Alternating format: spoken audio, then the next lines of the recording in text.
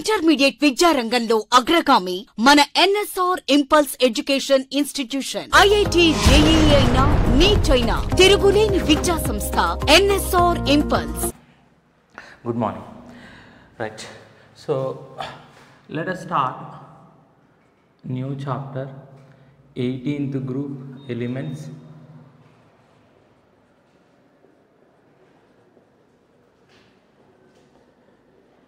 Or zero group elements.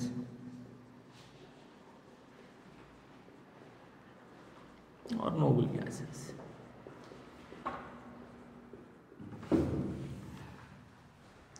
Right. So 18th group element. Now in this group, the group has 6 elements. It has 6 elements, namely helium, neon, argon, krypton, xenon, radon. Helium, neon, argon, krypton, xenon, radon. All are gases. All are gases, and they are present in atmosphere by approximately 1% by volume. Out of this 1% by volume, argon is the major constituent.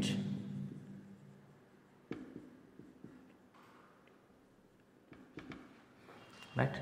So noble gases, they are present in the atmosphere, approximately 1% by volume. Right. Out of this 1% by volume, argon is the major constituent. So this is present as major component out of all the noble gases. Coming to radon, it is a radioactive element. Since it is radioactive, so we study other elements excluding radioactive elements. Now let us study about the electronic configuration. Before that, even to some extent, helium and neon are found in radioactive minerals. Some radioactive minerals. So these are the 2 points given in the textbook about their occurrence. Right. So coming to the electronic configuration.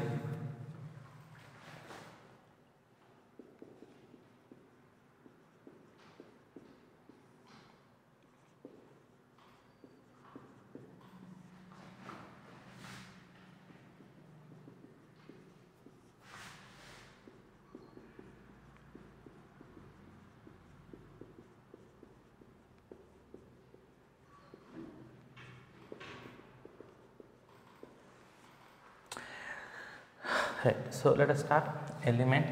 The first one is helium. So the symbol is He. Atomic number 2. Electronic configuration 1s2. Next, neon. Neon atom symbol is Ne. Atomic number 10. So electronic configuration helium, that is 1s2, 2s2, 2p6. 8 elements are present in between them. Next, helium, neon, argon, 18.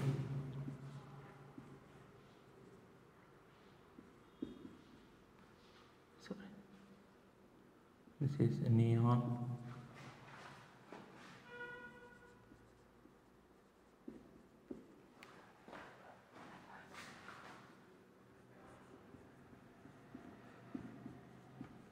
krypton,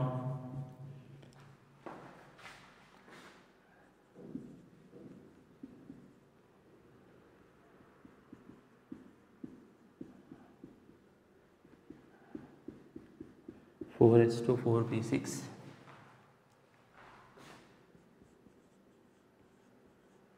xenon,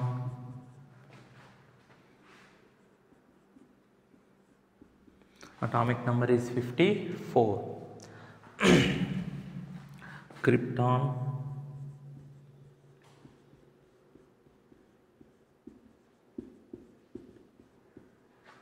5s2 5p6, 4d10, 5s2 5p6. Radon,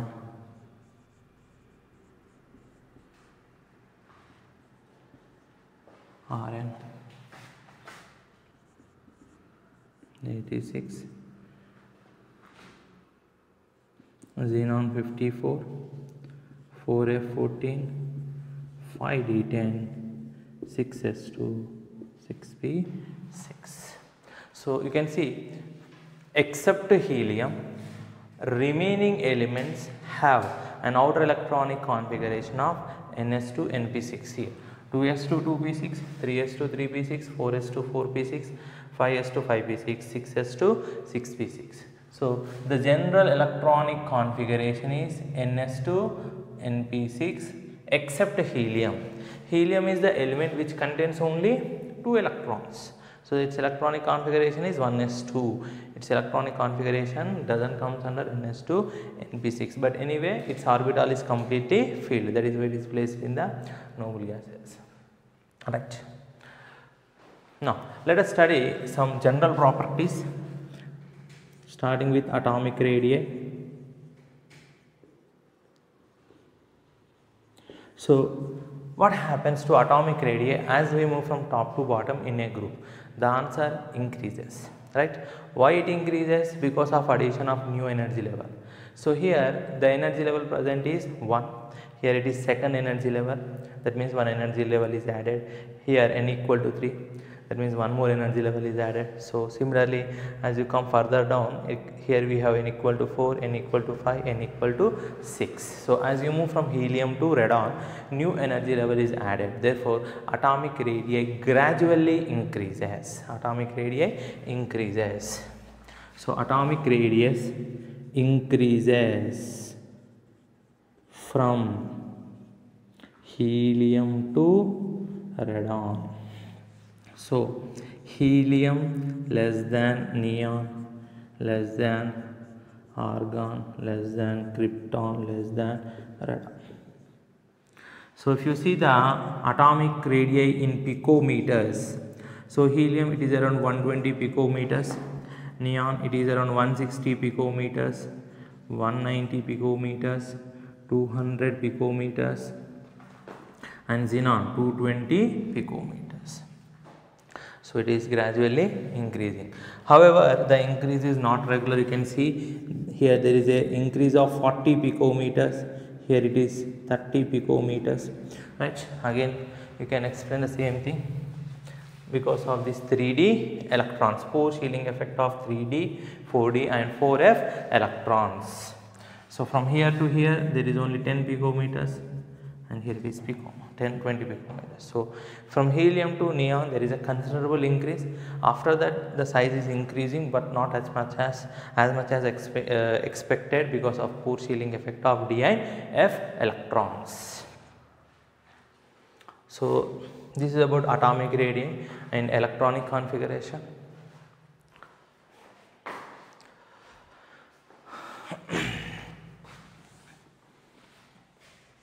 So coming to the next one, that is melting and boiling point. So what happens to melting and boiling point? Melting and boiling point,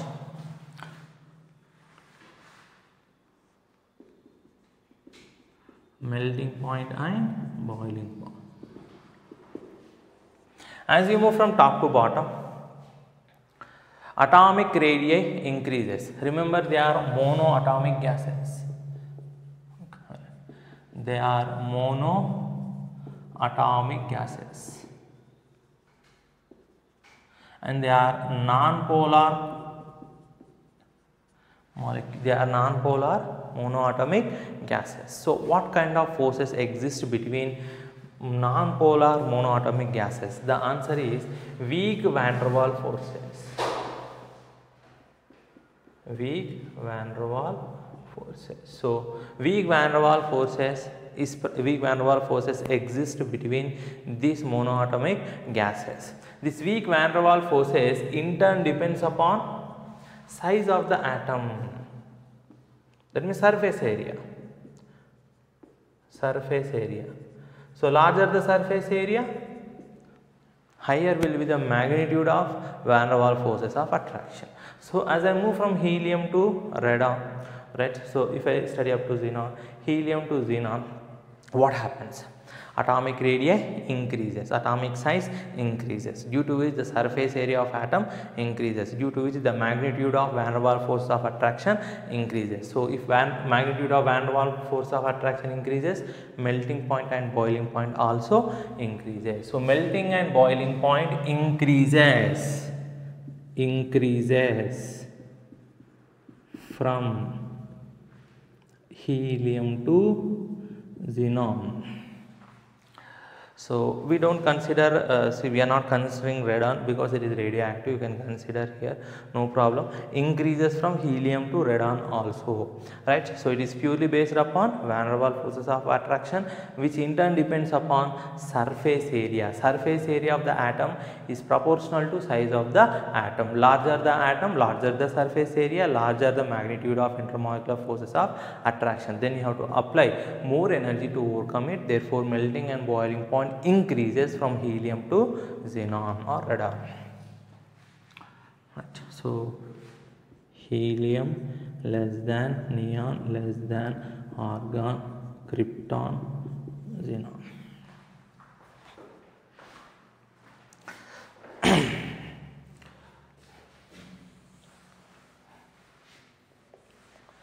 Next, ionization energy.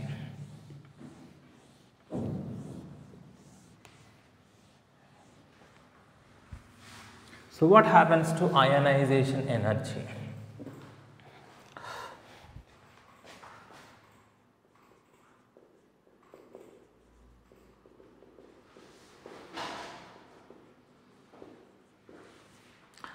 So here ionization energy is directly proportional to size of the atom.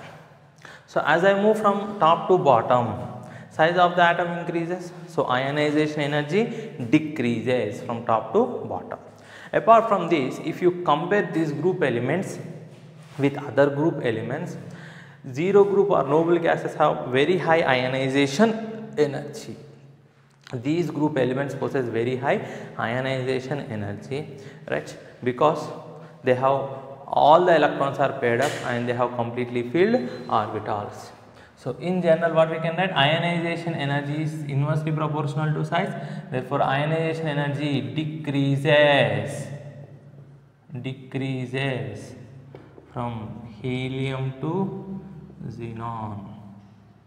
So helium greater than neon greater than argon, krypton and xenon. So ionization energy decreases with increase in the size of the noble gas. Next, electron gain enthalpy.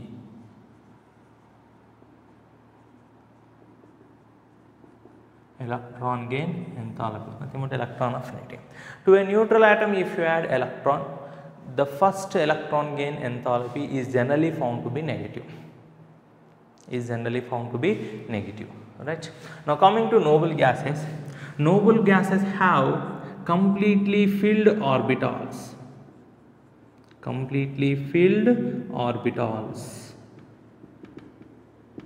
Due to which they have a stable electronic configuration.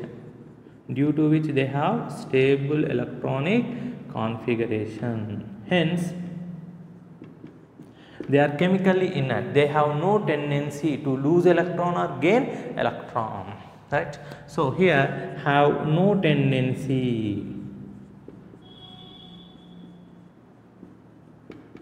to accept electron because they are already stable. So they don't want to lose that stability. That is why they are chemically unreactive. Right. So they have no tendency to accept electron. So if they have no tendency to accept electron, then their electron affinity must be 0.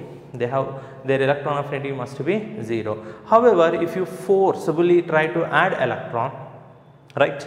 Here energy is absorbed, energy is absorbed, that means electron gain enthalpy is positive for noble gases.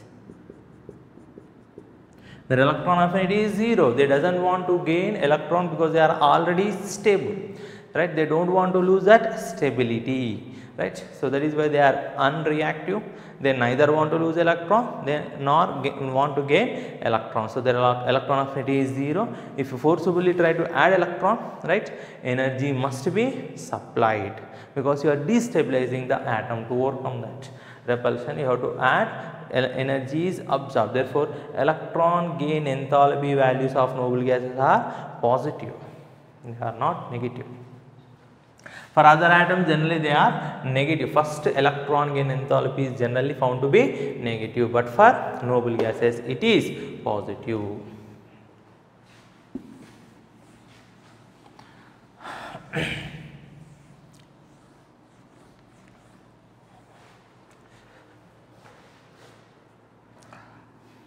Next, solubility in water.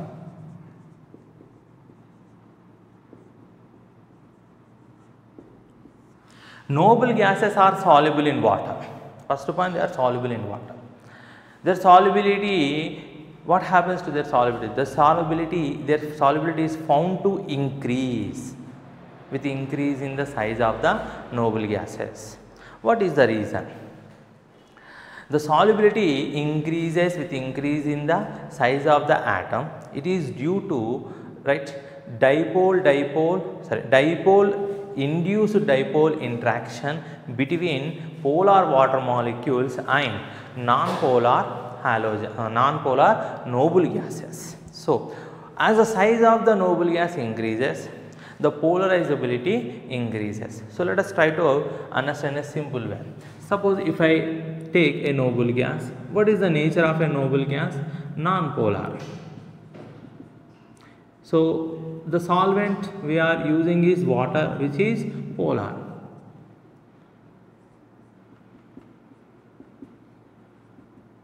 Dipolar.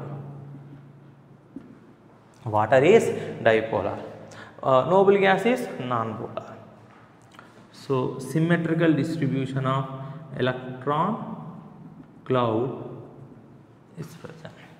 They don't like to interact with each other because one is polar, another is non-polar, right? But when you apply some pressure, what happens? In the presence of water, right, the symmetrical distribution of electron cloud is made asymmetric or distorted. That means polarization takes place. It has dipole, no polarity, but in the presence of water, right, induced dipole moment arises. Induced dipole moment arises. So in the presence of water, there exists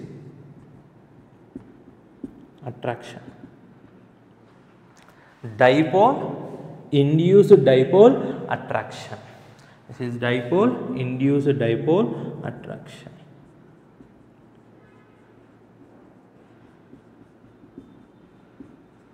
Now this polarization increases, that means becomes easy with increase in the size of the atom.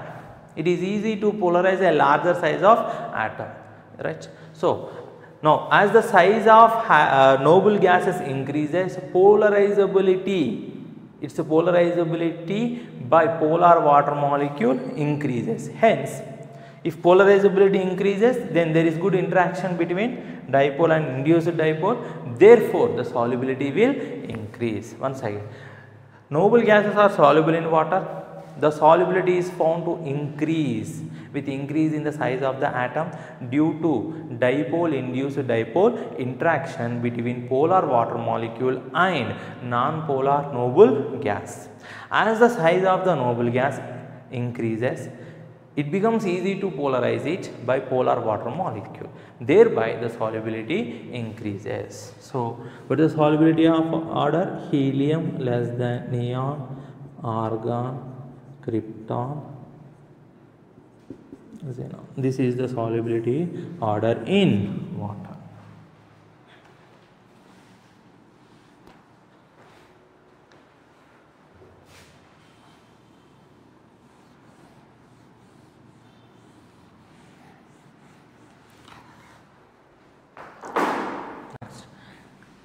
Clathrates.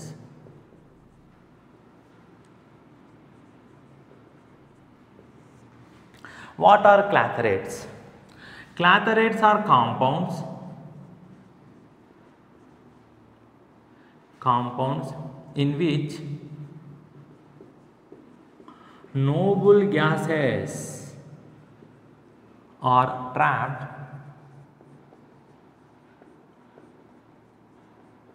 in the cavities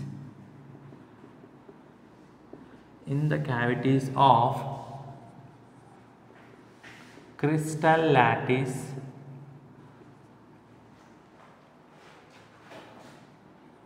of certain organic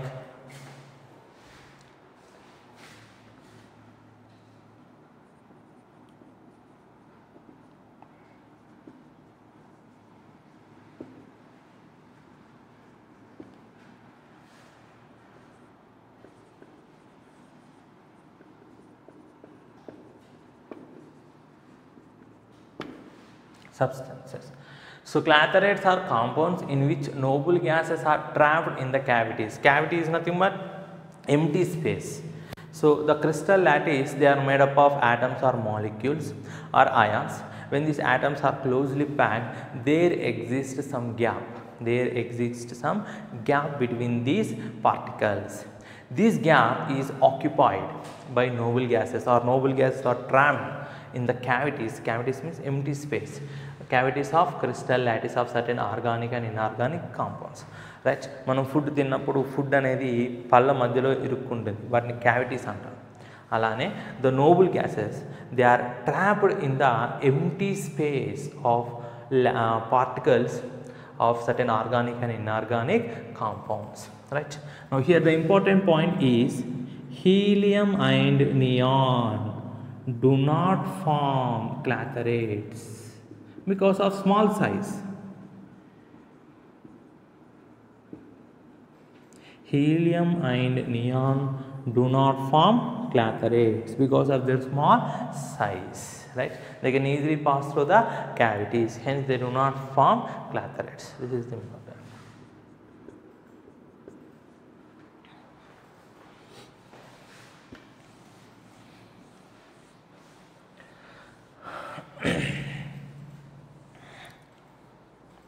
So coming to the chemical properties,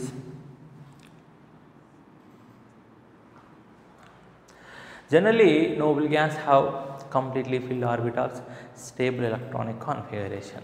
They have no tendency to lose electron or gain electron because they are stable.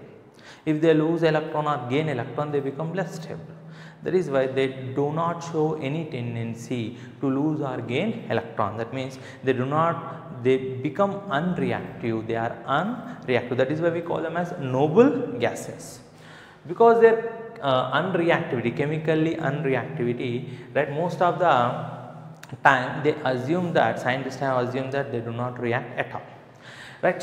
In 1962, a scientist named Neil Bartlett, he prepared a compound. What is the compound? This is the compound O2PtF6-. He was able to prepare this compound. How? This is PtF6, strong oxidizing agent. Strong oxidizing agent reacted with molecular oxygen, not simple oxygen, molecular oxygen, resulting in the formation of O2PtF6. So what is actually happening here is O2 is converted to O2 plus 1 electron. Right? That means you are removing 1 electron from molecular oxygen. So the ionization energy is found to be around 1175 kilojoules per mole. This is the ionization energy of molecular oxygen.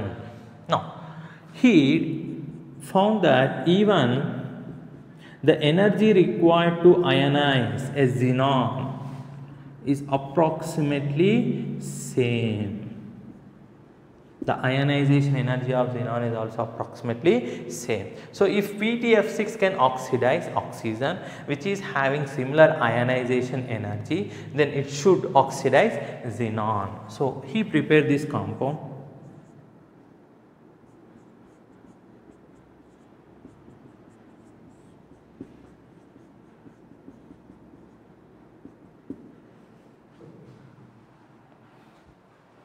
Xenon hexafluoroplatinum. Xenon hexafluoroplatinum. This is the first noble gas compound that was prepared, XePtF6.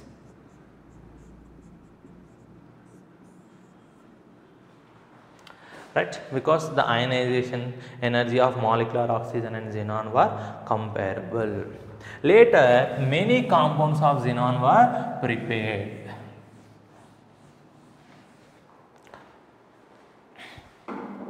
Xenon forms compounds mostly with either fluorine or oxygen. So the reason is fluorine and oxygen is smaller atoms and they are highly electronegative, capable enough to stabilize the xenon in higher oxidation state. They can oxidize xenon to higher oxidation state because of high electronegativity. So xenon forms compounds with fluorine like XeF2, XeF4, XeF6. All these compounds are usually crystalline solids and they generally sublimate.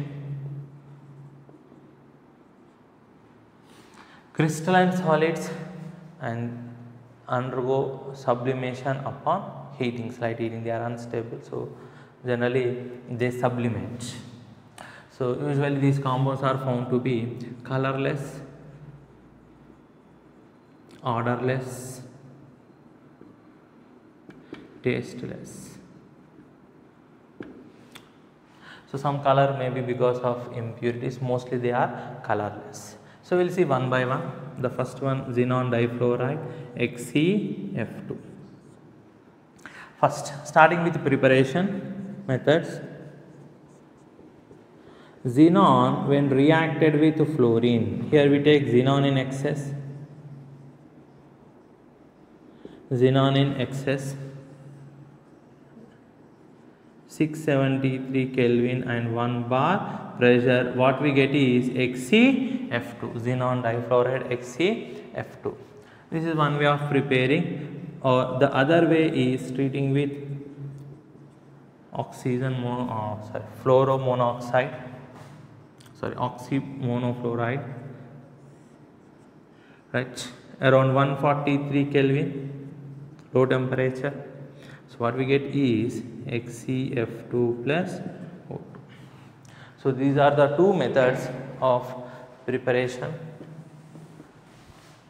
Xe plus O2, right. So coming to the physical properties.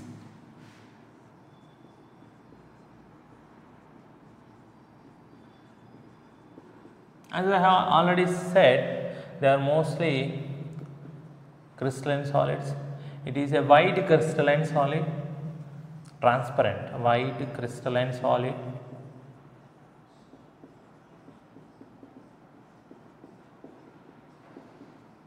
Sublimates, right, and it is less volatile,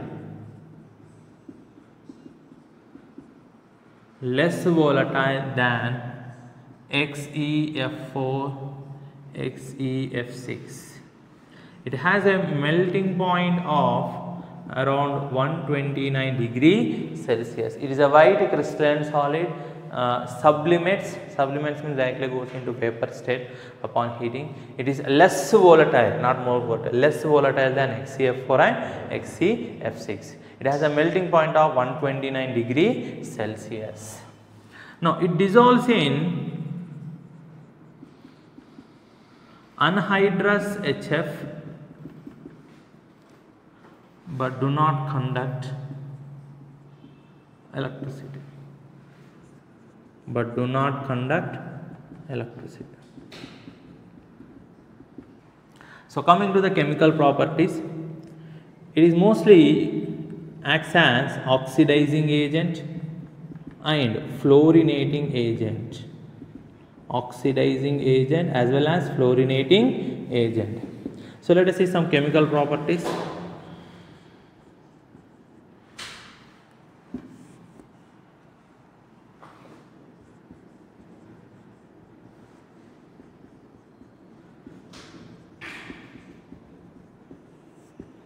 Right, so it oxidizes. Oxidizing properties, let us write. Oxidizing.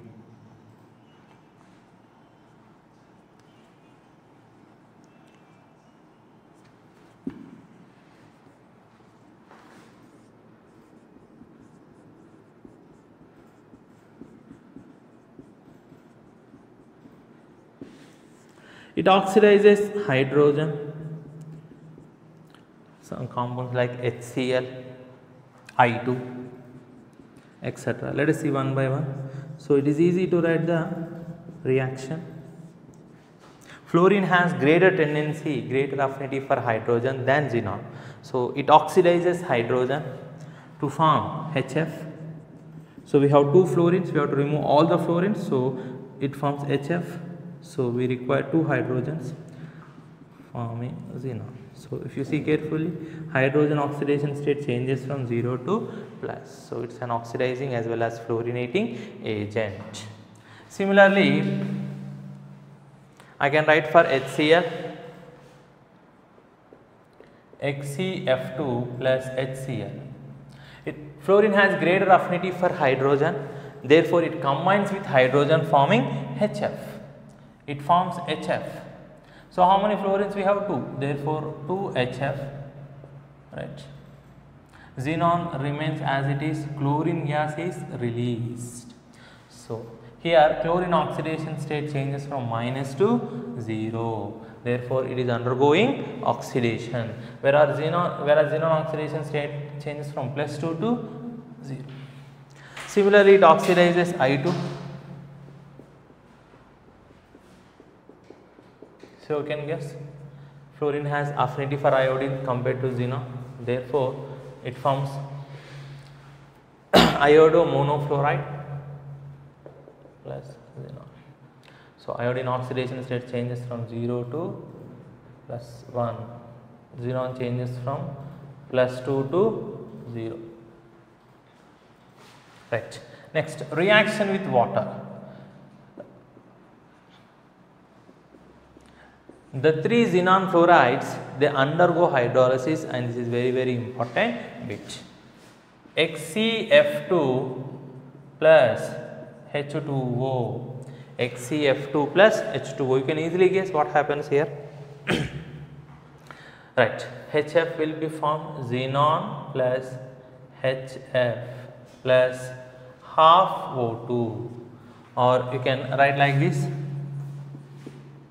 2XeF2 plus 2H2O gives xenon plus 4HF plus O2. So oxygen gas is released when HCF2 undergoes hydrolysis.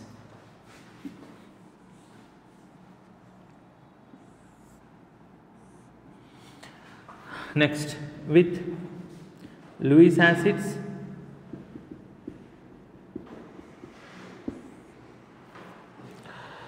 xenon fluoride combined with Lewis acids. Lewis acids are electron pair acceptor. Here they accept F minus. They accept F minus. F minus fluoride ion acceptors. So XeF2 plus PTF5, transfer of F minus resulting in the formation of XeF plus PTF6 minus.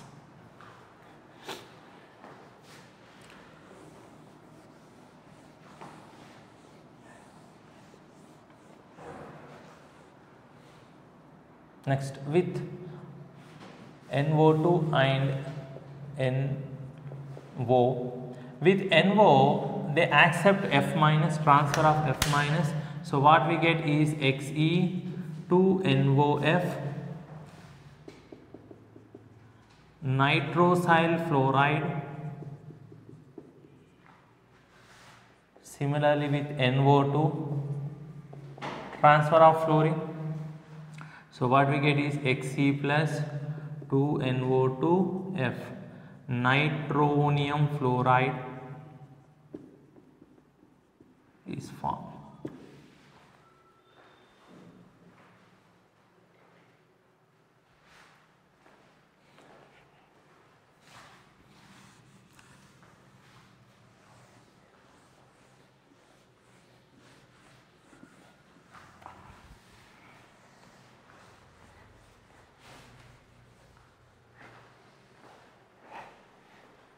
So the second compound is XeF4, xenon tetrafluoride. Starting with preparation by direct combination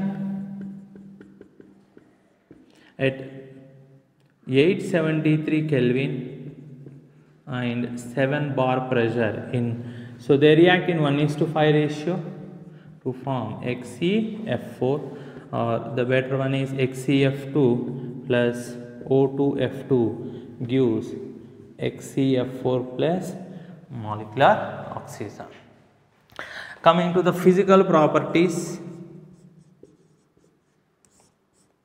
it is a transparent crystalline solid.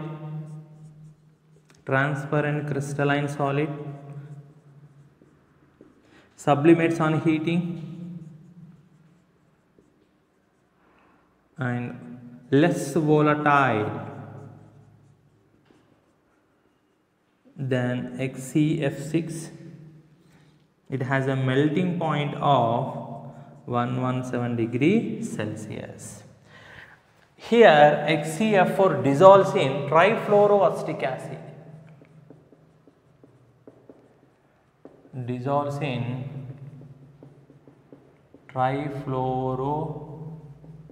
Acetic acid. Right. So the chemical properties are similar to that of XeF2. So let us study. It is a strong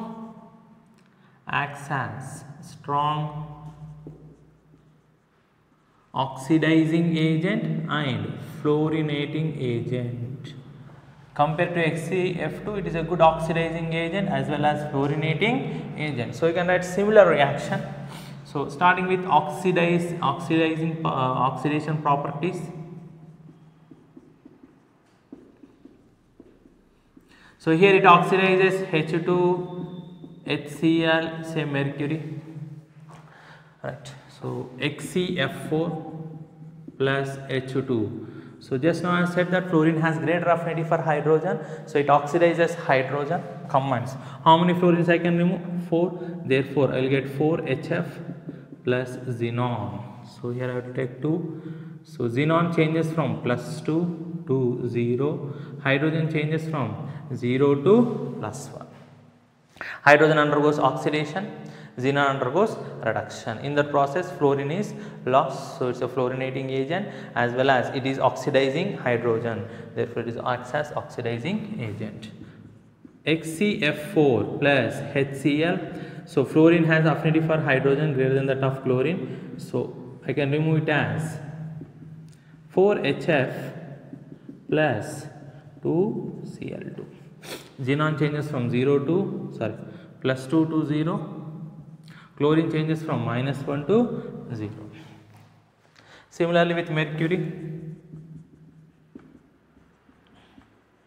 So mercury HgF2 is formed.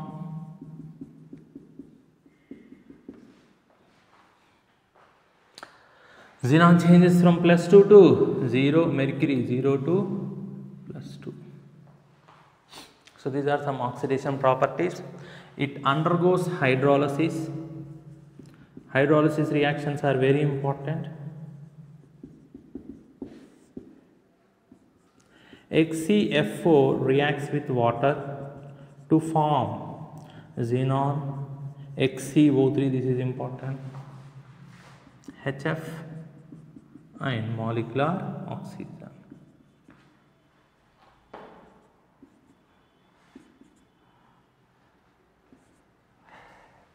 So this is a balanced equation.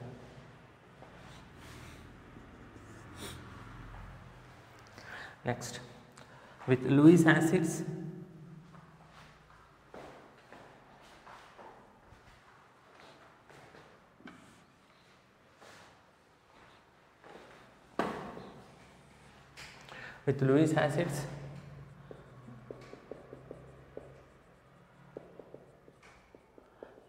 so here they acts as F minus acceptor, XCF4 plus SbF5 gives XCF3 cations, SbF6 minus anion.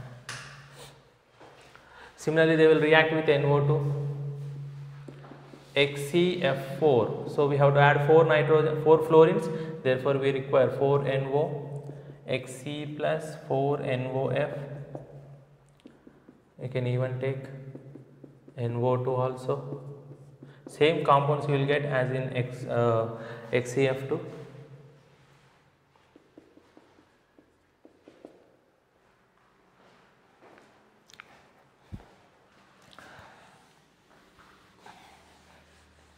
So we have one more compound, that is xenon hexafluoride.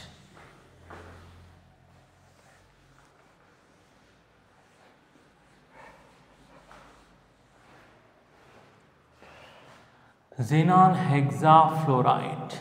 Starting with preparation, xenon combines with fluorine in 1:20 ratio, around 573 Kelvin and 60 to 70 bar of pressure.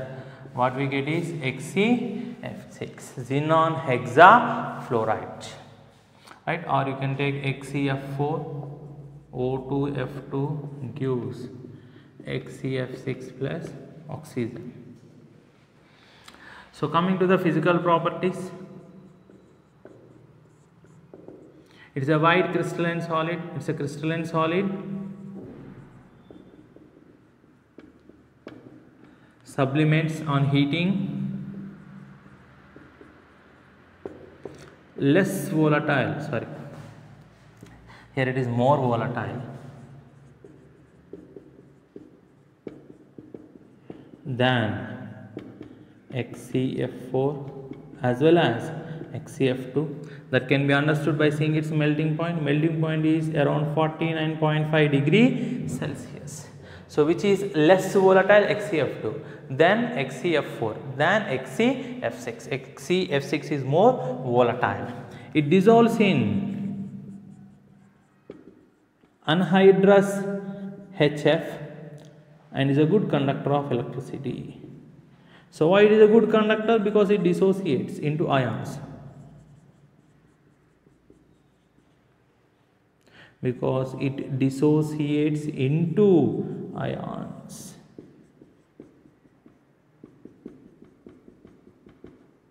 Transfer of flow F minus.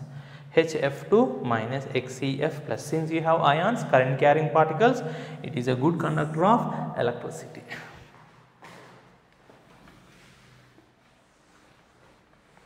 It is a strong oxidizing as well as fluorinating agent.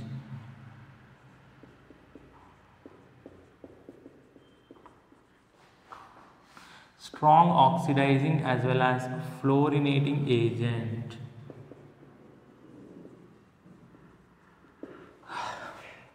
So let us see some oxidation properties, starting with oxidation properties. So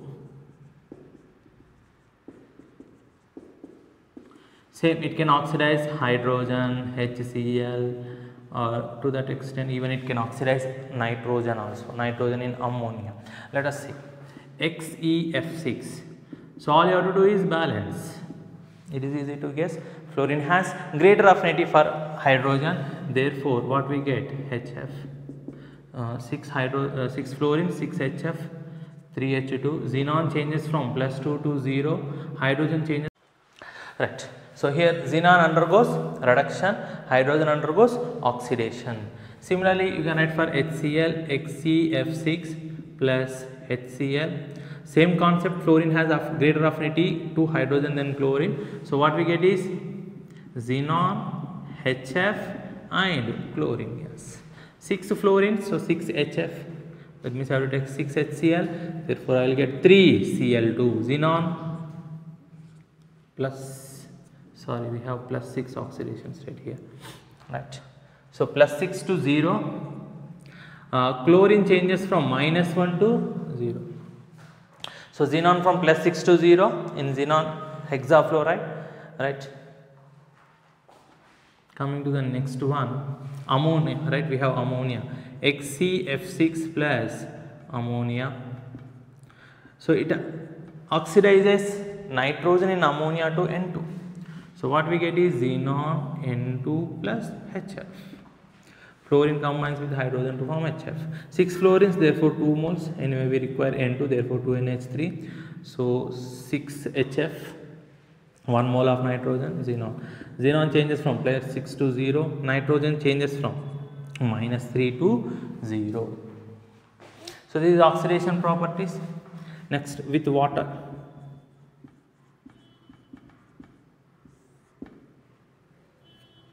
XeF6 reacts with 1 mole of water. So remove HF. What we get? Remove how many hydrogens we have? 2 hydrogens. So what I can do? I can remove 2 moles of HF. Left over is XeOF4. So continue the reaction with another mole of water. Same, remove HFs. How many HFs I can remove? 2 HF.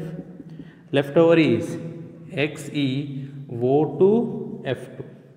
So take XeO2F2, continue hydrolysis. What we get here is XeO3 plus 2HF. So overall reaction is XeF6 reacts with 3 moles of water to form XeO3 plus 6HF.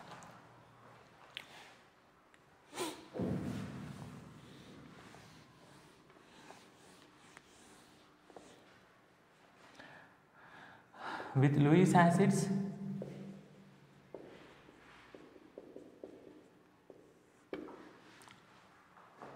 right, so here they act as F minus acceptor, same one, AsF5, Lewis acid, accept a fluoride ion, resulting in the formation of XeF5 plus AsF6. So you can write like this, no problem.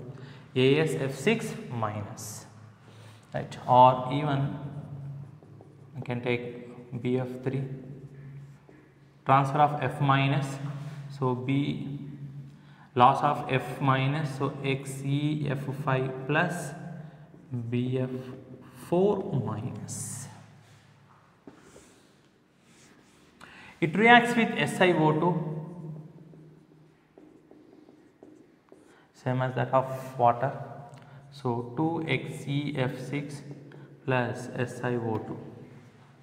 Right, now see here, I have to add oxygen, I have to remove fluorine, SiF. Silica belongs to which group? 4th group. So with fluorine it forms SiF, because silicon belongs to which group? 4th group. Anyway, it is oxidized, so nothing like oxidation reduction reaction, just interchange. So XeOF4 plus SiF4.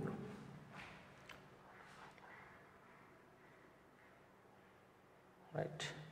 So here I can continue the reaction till all the fluorines are replaced with silica. 2XeO2F2 SiF4.